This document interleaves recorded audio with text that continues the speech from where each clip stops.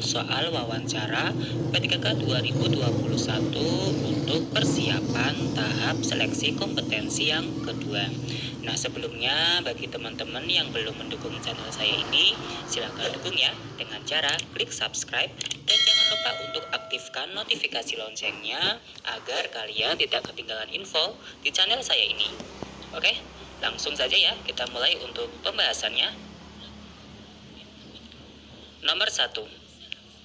Sebagian rekan sejawat pulang 20 menit lebih awal dari jadwal yang seharusnya untuk menghindari kemacetan lalu lintas.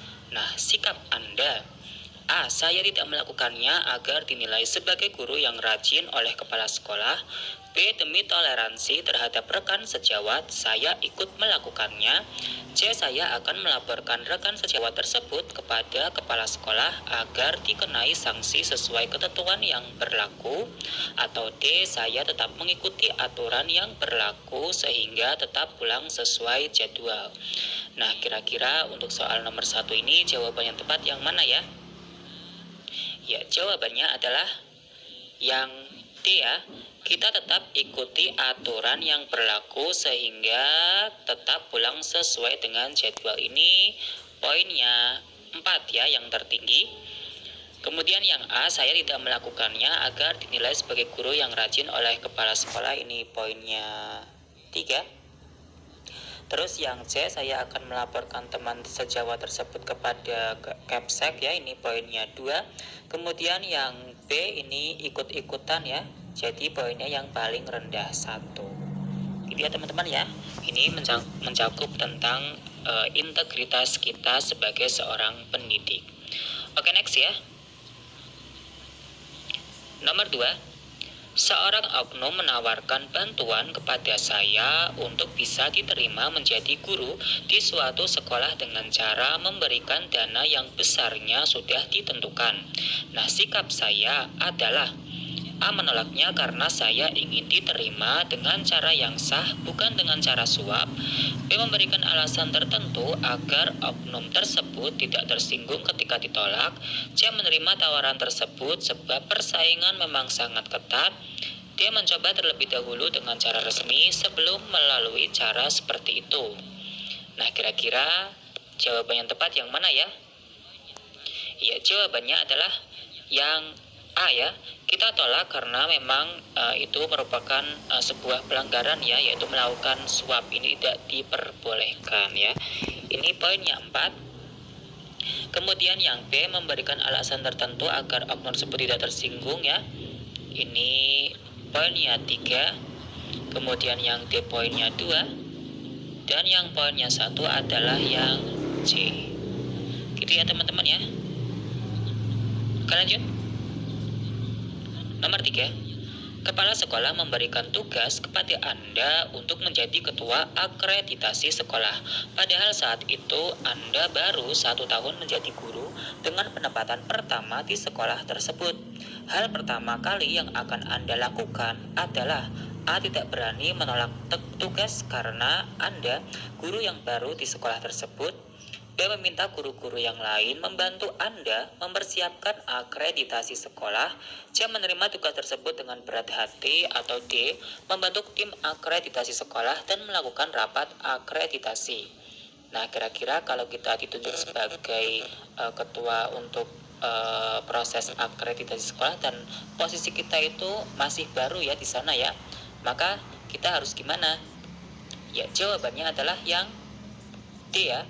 Segera membentuk tim akreditasi sekolah dan melakukan rapat akreditasi ya. Ini poinnya 4 ya. Karena memang kepala sekolah itu menunjuk kita berarti kita itu mampu. Jadi kita harus menerimanya dan segera membentuk tim akreditasi tersebut ya. Kemudian yang B, meminta guru-guru untuk membantunya. Ini poinnya 3.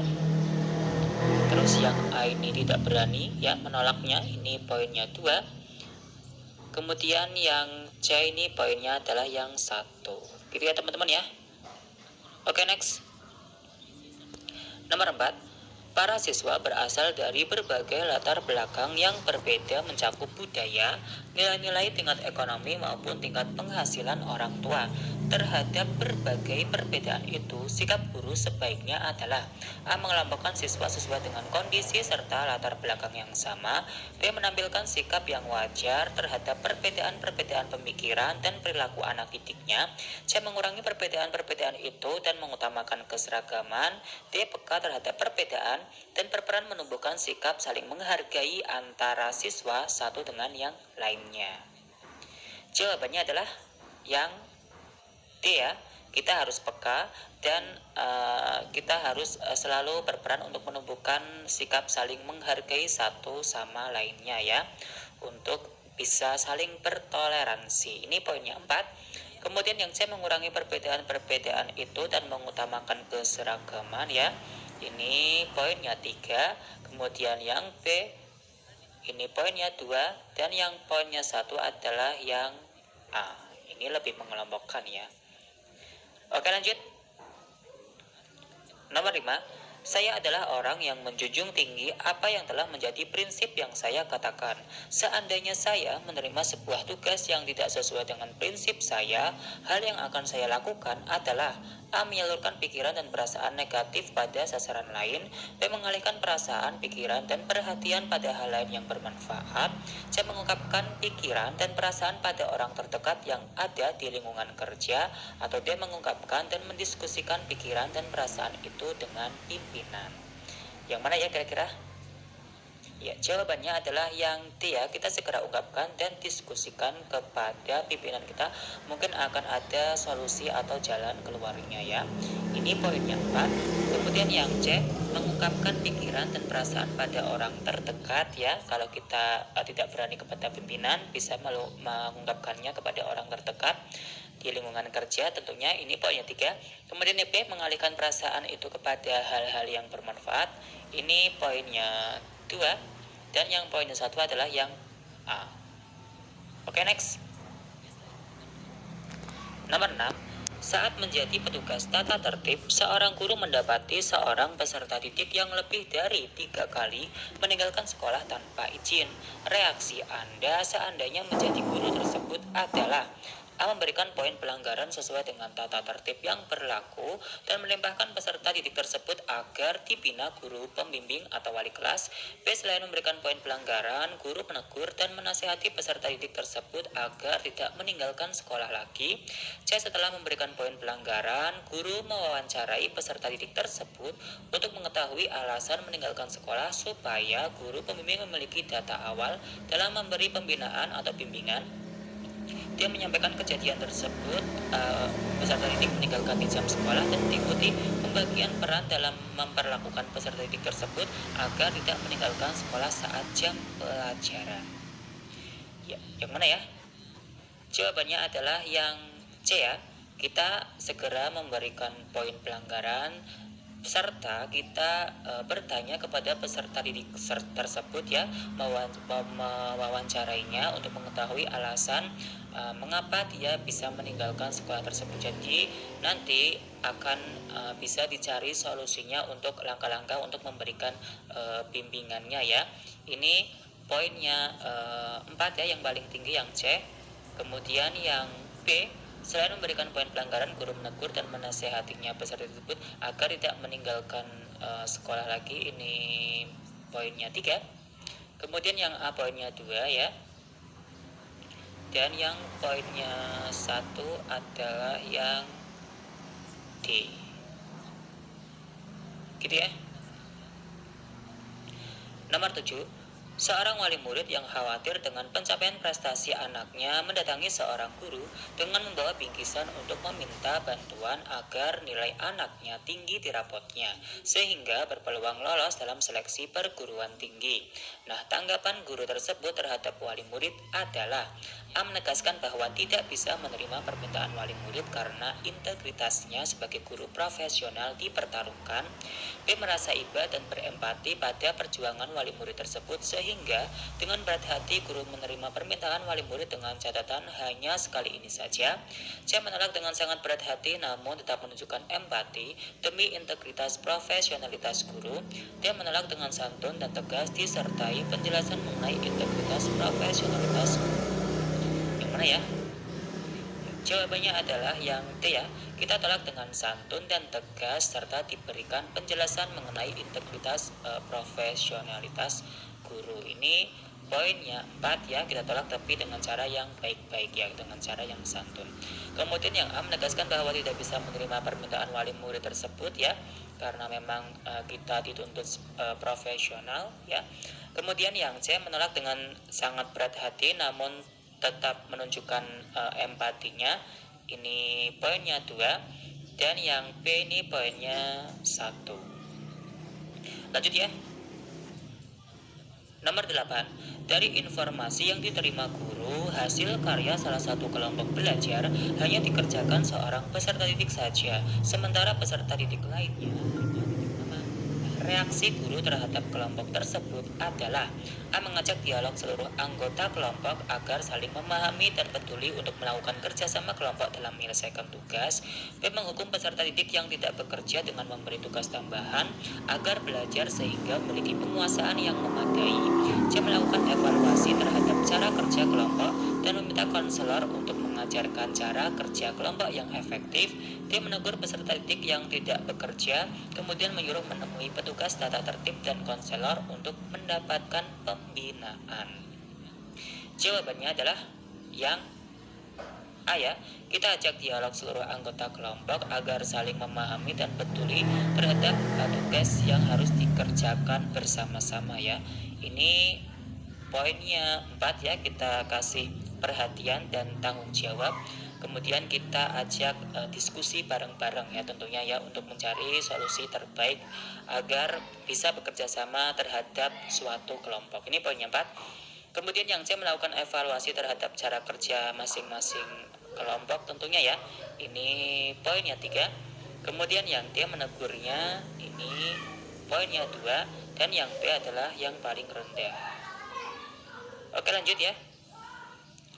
Nomor 9. Anda diminta menjadi salah satu juri dari 5 juri lomba kebersihan antar RT di wilayah desa kelurahan tempat tinggal Anda.